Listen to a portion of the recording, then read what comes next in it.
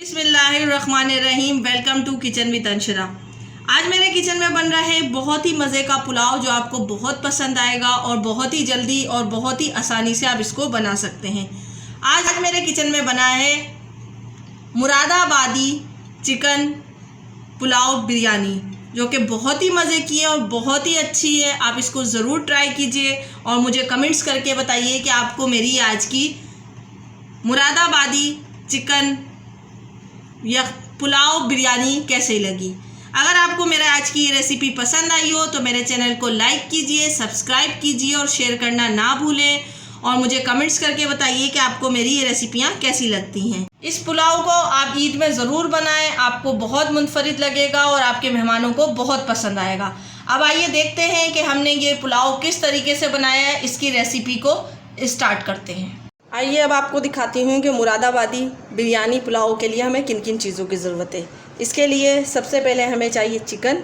ये तकरीबन 1 किलो मैंने चिकन ले लिया है। 1 टेबल स्पून पिसा हुआ धनिया है। 1 टेबल स्पून पिसी हुई सौंफ है।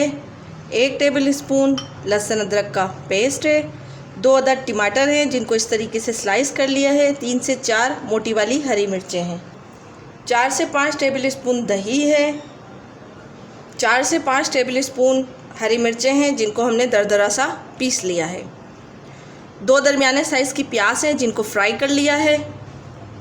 साबुत गरम मसाला है। 2 अदद तेज़पत्ते हैं। 1 टीस्पून सौंफ है। 1 टीस्पून ज़ीरा है। 1 बड़ी इलायची है। 1 दरमियाने साइज़ की ये दालचीनी है। 4 से 5 लौंग हैं। 1 थोड़ा सा ये फूल हमारा जावित्री का है। 3 से 4 छोटी हरी इलायची हैं। हाफ़ टी स्पून पिसा हुआ गरम मसाला है। हाफ़ टी स्पून नमक है। ये 4 से 5 हरी मिर्चें हैं। ये जो मैंने पीस ली थी दरदरी सी बग़ैर पानी के, वो डाल दूँगी इसमें। पिसा हुआ धनिया है। लहसुन अदरक का पेस्ट है। सौंफ है। ये फ्राई प्याज है, ये डाल देंगे सारी। साबुत गरम मसाला और पिसा गरम मसाला और नमक ये डाल दूंगी इसमें। अब इसमें डालूंगी दही। अब इसमें दही डाल दूंगी।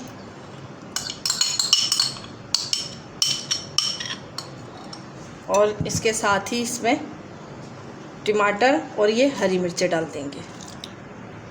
सब डाल दिए हैं मसाले। अब इसको अच्छी तरीके से मिक्स कर दूंगी।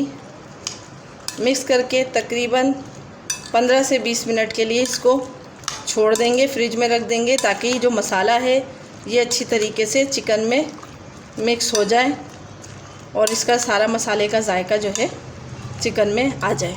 तो अब इसको तकरीबन आधे घंटे के लिए मैं फ्रिज में इसी तरीके से मिक्स करके और रख देती हूँ। पतीली लिए उसमें आधी प्याली ऑयल डाल लिया है और ये चिकन को आधा घंटा मैरिनेट कर लिया था। अब इसमें डाल दूँगी ये चिकन और इसको थोड़ा 4 से 5 मिनट फ्राई करूँगी।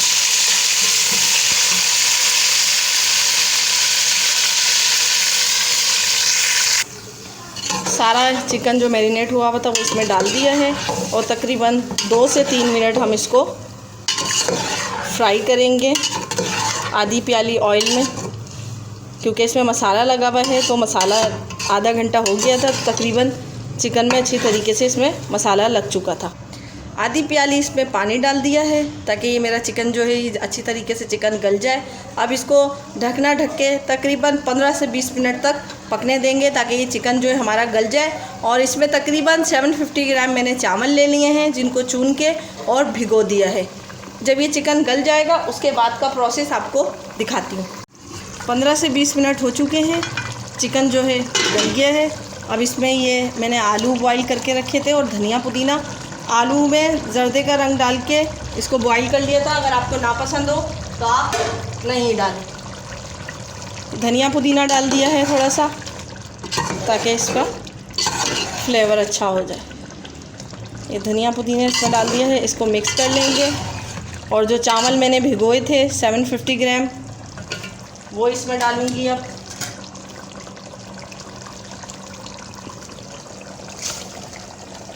ये बासमती चावल है जिसको मैंने तकरीबन 15 से 20 मिनट के लिए भिगो दिया था। अगर आप भिगोना चाहें तो भिगो सकते हैं, और अगर आप बगैर भिगोए पकाते हैं तो आप उस तरीके से भी पका सकते हैं। अब इसमें ये चावल डाल दूँ। अब इसको चावल को इसमें मिक्स कर लूँगी और तकरीबन आधे जग के करीब इसमें पानी डाल दूँगी। पानी को मैंने गर्म होने के लिए रख दिया था।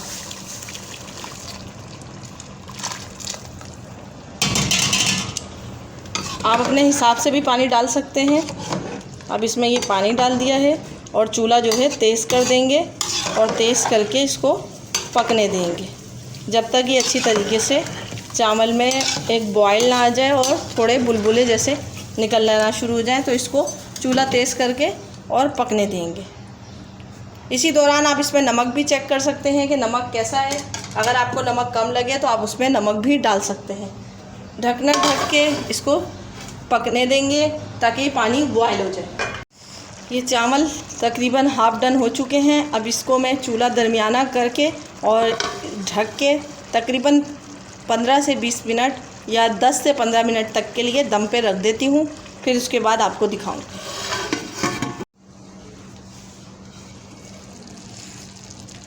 पुलाव रेडी हो चुका है। अब मैं इसके ऊपर ये प्याज डाल दूँगी, फ्राई की हुई प्याज डाल दूँगी। और ये मुरादाबादी पुलाव बिल्कुल रेडी हो चुका है। अब मुझे इजाज़त दीजिए। नेक्स्ट वीडियो तक के लिए अल्लाह हाफ़िज़।